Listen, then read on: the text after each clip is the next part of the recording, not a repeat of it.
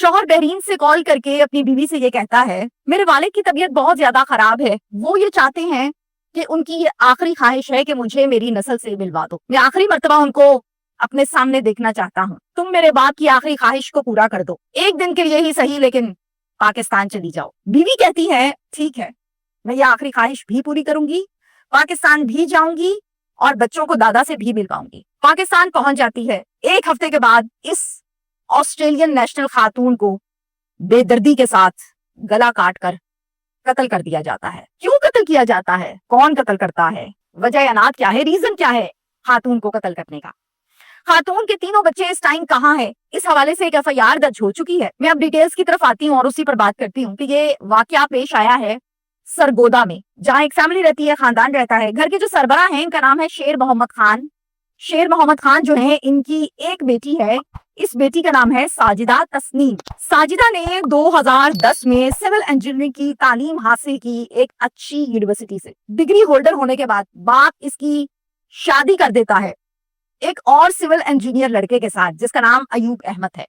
بیوی civil engineer degree holder, شوہر civil engineer degree holder, match بہترین ہے۔ شادی ہوتی ہے، لڑکی رخصت ہوتی ہے، اپنے سسرال چلے جاتی ہے، سسرال ہے ان کا سیٹلائٹ ٹاؤن میں، اور زندگی کا آغاز کرتے ہیں۔ شادی کے بعد دونوں سعودی عرب سے ایک بہت زبردست قسم کی آفر آتی ہے ان کو، یہ آفر جاب کی آفر ہے دونوں کو۔ میاں بیوی میں ڈیسائیڈ یہ ہوتا ہے کہ ڈن، ہم جوائن کریں گے۔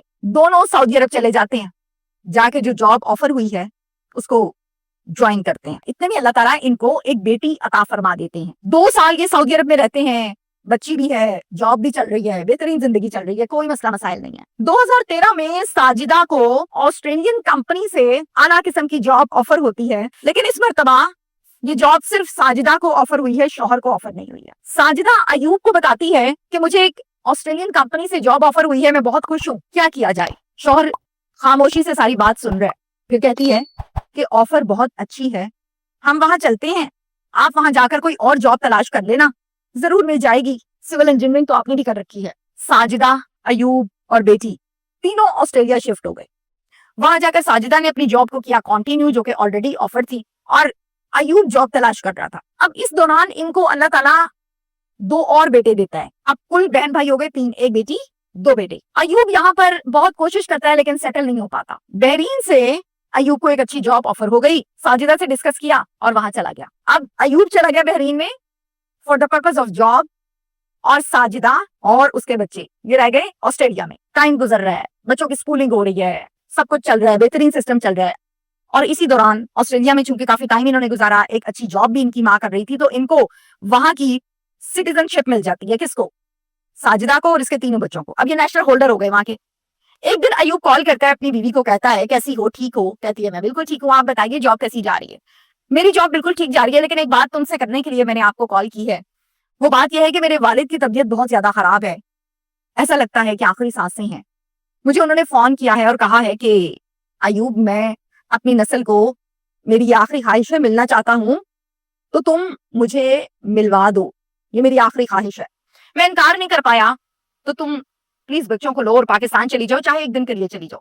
ساجدہ ایک پڑھی لکھی لڑکی ہے، تربیت یافتہ ہے، سگڑ ہے، کہتی ہے نو پرابلم، میں جاؤں گی اور دادا سے ان کی نسل کو ملوا کے لاؤں گی۔ ٹکٹس لیتی ہے، چلے جاتی ہے، پاکستان آتی ہے، گھر کے اندر اپنے انٹر ہوتی ہے اور دیکھتی ہے کہ سسر تو ٹھیک بیٹھے ہیں، حیران ہوتی ہے، دل میں سوچتی ہے کہ مجھے تو ایوب نے بتایا کہ ان کی آخری سانسیں چل رہی ہیں، بہت بیمار ہیں، تو یہ تو کوئی اتنی بڑی بات نہیں ہے، ٹھیک بیٹھے ہیں، جھوٹ بولا تھا مجھے، اب یہ اس کے مائنڈ میں چل رہا ہے۔ سسر کا نام سن لیجئے، مختار احمد، اور ساس کا نام ہے فاطمہ بی بی، یہ دونوں حیات ہیں اور اس گھر میں رہتے ہیں۔ اپنے پوتے پوتیوں سے ملتے ہیں، گلے لگاتے ہیں، پیار کرتے ہیں، پاس بٹھاتے ہیں، کھانا شانا لگاتے ہیں، مل کر سب کھانا کھاتے ہیں۔ سسر کہتا ہے بیٹا اپنا پاسپورٹ اور ڈاکیومنٹس مجھے دے دو، لاکر میں رکھ دیتا ہوں، کہیں آپ سے گم نہ جائیں، جب جاؤ گی تو لے لینا۔ کہتی ہے جی ابو میں بھی دیتی ہوں، بیگ سے نکالے اور پکڑا دیے۔ ساجدہ ایک ہفتہ یہاں سیٹلائٹ ٹاؤن سرگودا میں گزارتی ہے۔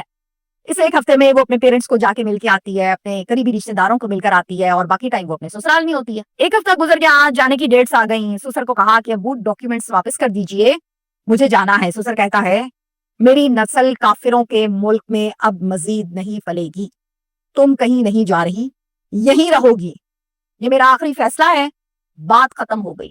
بہو साजिदा परेशान होती है और कहती है कि आप कैसी बातें कर रहे हैं, मेरे बच्चों की वहां पर स्कूलिंग है, मामलात हैं, मेरी जॉब है, मैं नेशनल होल्डर हूँ, ऐसा मुमकिन नहीं है। मैंने आपके ऊपर यकीन किया था और आपको डॉक्यूमेंट्स पकड़ाए थे, इसका ये मतलब नहीं है कि आप मेरे साथ जोर जबरदस्ती करने लगे। ये सुनना था ससुर ने, उसको तैश आया। कहने लगी मैं पढ़ी लिखी लड़की हूँ और अब मैं पढ़ी लिखी माँ हूँ, और एक पढ़ी लिखी माँ अपने बच्चों की तरबियत बहुत अच्छी तरह से करती है, आप क्यों नहीं बात को समझ रहे। अब ये बातें कोई समझना चाहे तो समझे, वो नहीं समझा। उसको मजीद गुस्सा आया, झगड़ा हुआ, इतना शदीद झगड़ा हुआ कि घर से कुल्हाड़ा उठाया, घर में पड़ा हुआ था, बहू की गर्दन उतार दी। अब जाहिर है उसको नजर आ रहा है गर्दन उतार दी, लड़की मार दिया, भाग गया, फरार हो गया। इस हवाले से एक 302 का मुकदमा दर्ज कर लिया गया है satellite town police station Sargodha में, जिसके मुदई बने हैं शेर मोहम्मद खान साहब, जो के साजिदा के वालिद मोहतरम है। इस एफआईआर में जो नॉमिनेटेड एक्यूज्ड हैं, नामजद मुल्जिमान हैं, इनके जरा नाम सुन लीजिए। फातिमा बीबी जिसका रिश्ता है सास, मुख्तार जिसका रिश्ता है ससुर, अयूब अहमद जिसका रिश्ता है शौहर, और फुरकान जिसका रिश्ता है नंदोई, नंद का शौहर। वालिद साहब कंप्लेन ये करते हैं और ये बताते हैं कि मेरी बेटी से इस आदमी को हसद आ गया है, ये ऑस्ट्रेलिया की नेशनल होल्डर बन गई, एक बेहतरीन अच्छी जॉब चल रही है, अल्लाह ताला ने बेटा भी दिया, बेटे भी दिए, बेटी भी दी, सब कुछ अल्लाह ने अता फरमा दिया, नीयत की साफ थी मेरी बच्ची।